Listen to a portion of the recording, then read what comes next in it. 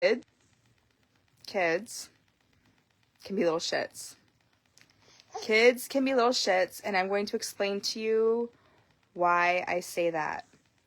Andrew was the first person I ever admitted the story to because I'm so shameful. It's so shameful and so embarrassing, and I just, like, felt, like, so ashamed of it. Like, what a nasty bitch. Like, you're a nasty little girl, Stephanie.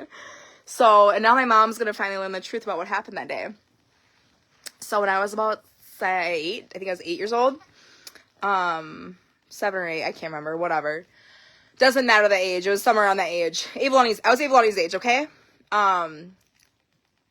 My mom pissed me off. Like, me and my mom would fight all the time. Like, she was trying to control everything, and I couldn't stand my mom. And I hated her so much. I hated my mom so much that we had this playroom in the basement, okay? And she made me so mad that when I was pooping one time, I wiped my poop on the wall. I was like, fuck her. And I wiped my poop on the wall. And it sat there for a long time, you guys, because she didn't really come downstairs that often. And finally, when she came downstairs to help us clean our playroom, she went in the bathroom, and she came out, and she said, "Girls, get over here right now!"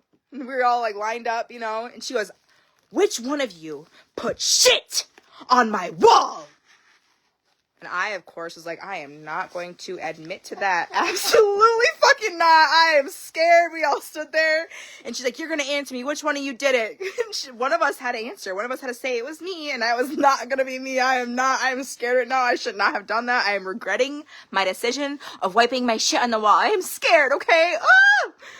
So then my older sister, thankfully, bless her heart, speaks up and says, I might have actually done it, like, maybe when I was wiping, I might have accidentally, like, wiped on the wall. And I thought, thank you. Thank the good Lord. I am protected. Hallelujah. And it never came out. It never came out until this video. Once I told Andrew. That was the first person I ever told this story to. But now I'm telling you guys because kids are very aware, okay? They're very aware of the way that you treat them. And when you speak to them with a certain energy of the yelling and throwing things, and just because nobody else outside your house can see it, your children are watching that. They are observing you, okay? So when you're screaming and yelling at your children because you can't handle it or they're whatever, treat them with respect and kindness. I'm telling you right now, treat your children with respect or kindness or they're going to act out. They're going to lash out. And I think that's why we're seeing so many behavioral issues in these kids these days is because kids are not given free will to their own bodies. They're forced, controlled, and manipulated. You're doing everything all these adults want them to do, but they're not coming here to live for the adults. They're coming here to live for themselves. Just like all of you are the children who grew up in a system that was not for you. It stole your free will away, and then you were forced in this high Hitler, it has to be my way, go to a job, live in corporate America. Like, that's not the way it's supposed to be. We are actually all creators. We come to earth to create. You are God. You are the creator. You create your own heaven on earth. And that has been stolen by these institutions and religion, okay? And they make you control and manipulate your children, and it's all your own fear. Oh, you can't do this because of my fear of this thing that I saw on the internet. And kids aren't understanding why they can't be on screens. They're not understanding why they can't go outside and play with their friends. They're not understanding why these high Hitler mommies are trying to control their lives. I wanted rights to my own body when I was a kid, and I got mad at my mom for not giving me that. So guess what I did? I wiped my shit on the wall. I did do that. That was me, Mom. I wiped my poop on the wall because I didn't like you. And now I love you. I do. I love everybody. Always honor your mother and father. The Bible says that. And that's where I'm like, okay, this Bible's not what the church is making you think it is. This Bible has lots of truths in there, but they're taking it and twisting it and turning sins into things, and sin's not what people think it is. The sin is a low frequency. It's something you feel in your body. Rage, malice, the jealousy, that's a sin that makes you lash out and make you accuse your partner of things they're not actually doing because of your own jealousy issues, right? Most people can't even go out with their friends nowadays because the boyfriends are jealous. You can't leave the house. No, you're not going to go out dancing with your friends. Why? Now you're controlling your one's life. When here's the deal, like when I'm with my friends, I want to go out and dance. I'm not trying to hit up dudes when I go to the bar. I literally want to go with my friends and I want to enjoy my time. And sure, it's a compliment. When a guy comes up and hits on me, it is a compliment. If I'm in a relationship, I'm going to say, thank you, I appreciate that, but I got a man, That's all you have to do is be honest, I got a man. And if you trust your partner enough, you don't have the jealousy issues, you'll let them go out and do that, and you'll trust that they are going to say, yeah, I have someone at home I love. If you're bringing the right energy, they're going to be that way. Other sins, right? Kids are born to 7 deadly sins. Jealousy, rage, Laziness. Kids are so fucking lazy, you guys.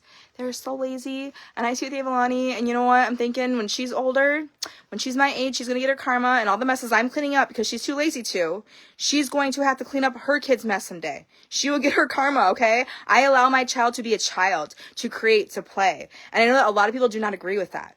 But I'm not here to control, manipulate her. She sees me, right? Oh, she sees me cry. She sees me have breakdowns, right? When I'm really upset or I'm really overwhelmed with stuff, or I'm like, I just like feel like the house is just out of control. She'll actually go help me do stuff, right? Like she sees me struggling and she's like, I want to help my mom. She wants to help. It's not forced upon her, because when you force something on your children, it makes them not want to help. It makes it resent the thing that you're trying to force on them. And a lot of these kids will resent their parents if they keep trying to force their ways on their children. Listen to the children. The Bible is very clear. Like these Christians, what they do to the Bible, again, is so crazy. You're supposed to listen to your children. They are coming here to create their own heaven on earth, just like you have created for yours. You've given them this great life, this heaven on earth for your children. And if they want to follow in the same footsteps as you, that's awesome. If they want to go their own way, you let them go their own way, and you let them go. You don't keep them there based on your own fears. It's so damaging to children. It's so damaging. We've all been damaged. All of us kids have been damaged. And I've been healing a lot of trauma, okay? And plant medicine did help me. People are going, oh, that's on drugs. No. I never even, like, cared about weed. I actually almost broke with one of my ex-boyfriends because I was like, you're smoking a lot of weed. I don't like that.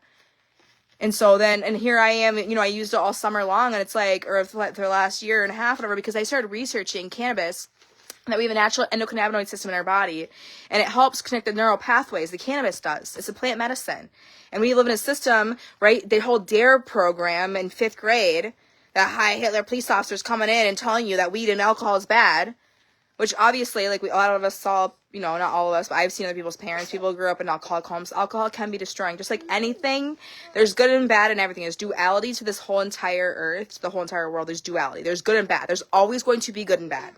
And that's why it's up to us as humans to focus on the good things, on the positive things. When you're constantly dwelling on the fears and the negatives, you're going to live a very negative life full of anxiety. You're going to feel anxious all the time. You're not going to feel joy. You're going to feel itchy, nasty energies that cause you irritability, and they cause you to lash out. I have seen this behavior in so many people.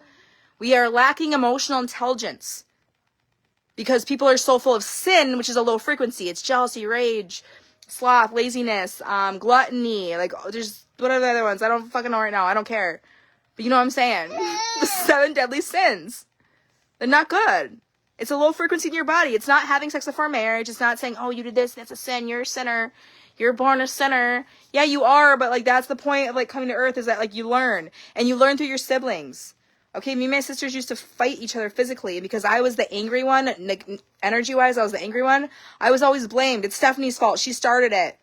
I was the bad kid. I was the one that my whole family, after my mom's wedding, me and my sister got in a ATV accident. We hit a tree.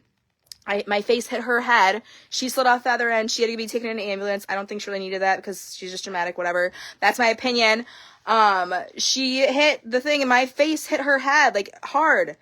And when I'm standing out there in my swimsuit top on, getting chewed alive by mosquitoes, you guys. It was so miserable. I was getting chewed alive, and the officers sitting there, like, writing down the tag of the ATV and getting the accident report and all this stuff. So I'm standing outside, and I'm freaking getting eaten alive. It was miserable. I was, I think, 10, 12, 11. I don't know, somewhere around that age. It was miserable. And finally the officer says, okay, you can get in my car. You're getting bit by mosquitoes. He, like, blasts the AC in there, and then I'm freezing in there. I'm seeing this cop car freezing in the back. And I roll up. My whole family is standing around the cabin driveway. And the first thing I hear when I get out of that car is, well, that's not the last time we'll see Stephanie in the back of a cop car. And they thought it was funny, which it was funny. But also, for me at that age, it's like, why am I always considered the bad kid? Why is it always me that's considered the one who's going to be going to jail? Because I was not the first of my mom's kids to go to jail, okay? My other sisters got me beat.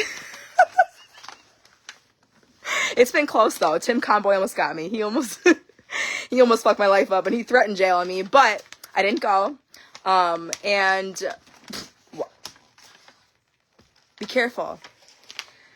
Be careful what you say around your children. Be careful how you speak to them, because they are watching you, and their energy, like, they will do some dirty shit behind your back, like wipe shit on the wall, okay? So be nice to your kids, okay? I love you.